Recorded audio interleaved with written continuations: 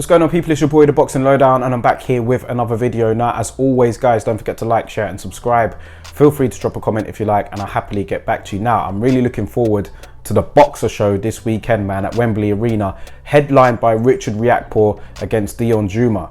Now, these two guys weren't actually supposed to fight each other originally. They both had different opponents, and it was kind of like a collision course was being set with these two anyway, both fighting different opponents on the card, and were set to fight each other later on. But with both opponents pulling out, it made sense to just put these two in the ring together now. Do you know what I mean? It makes sense. It's an all London showdown between undefeated cruiserweights. Like I said, this has all the recipe for a great showdown, man. Riakporhe being built up by Boxer as somebody who could have the potential to go quite far in his career. They're looking at the fact of maybe fighting for a world title maybe next year. But, you know, they're building up his profile, and I think it's going pretty well, if I'm being honest, man. Riakporhe, you've seen the development.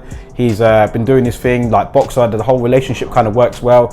Dion Drewmer now, he's another guy, undefeated, but he's kind of not been, he doesn't have that sort of profile that Riakporhe has, and he will look at this as a perfect stage for him to get on and do his thing and propel himself into, you know, that cruiserweight contention. So, very good showdown, man. I love these kind of fights because, you know, these guys put everything on the line, and I think that for this particular fight here, Duma is going to look this as a huge opportunity, and he ain't going to want to turn it down, especially being undefeated himself. So very good main event, man. You've got a great undercard as well. You've got the likes of Caroline Dubois on there.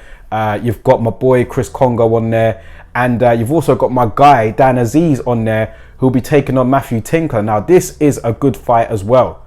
Now, Dan Aziz he's already come out and said that these two guys have history. Tinker in the amateurs, he really did give Dan Aziz a pasting, as he would describe it. He literally described it as a pasting.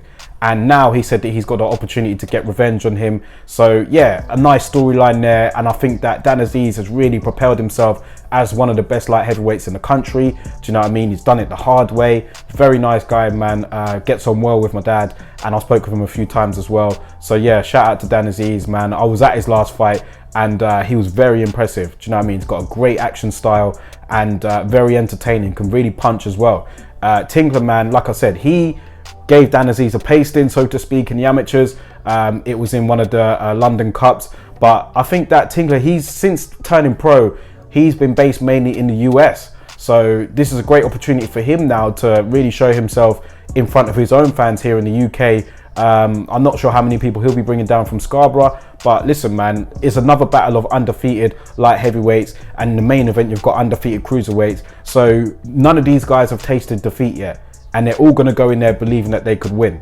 So when you got that sort of recipe there, I mean, I think that this is a great show from Boxer, man. I'm actually really looking forward to seeing this. Unfortunately, it will be taking place on the same time as Josh Warrington and Kiko Martinez. But you know how it is, man. We're going to have one, you know, watch the TV and watch a laptop or something, like be able to catch both fights at the same time. But there's a lot of action going on over this weekend, man. Like I said, you've got those two shows, and then you've got Miguel Burchelt back in the ring, you know, a year after losing to Oscar Valdez, like he did, or almost a year. He's going to be fighting at 135 pounds now. And of course, you've got Tim Tszyu making his US debut against Terrell Gausha. So listen, there's quite a lot going on. The Boxer show for me is probably the one that I'm looking forward to the most, if I'm being honest. A lot of good fights on there, man, and quite a big few names as well. So let me know your thoughts about it, man. Which one are you looking forward to the most this weekend?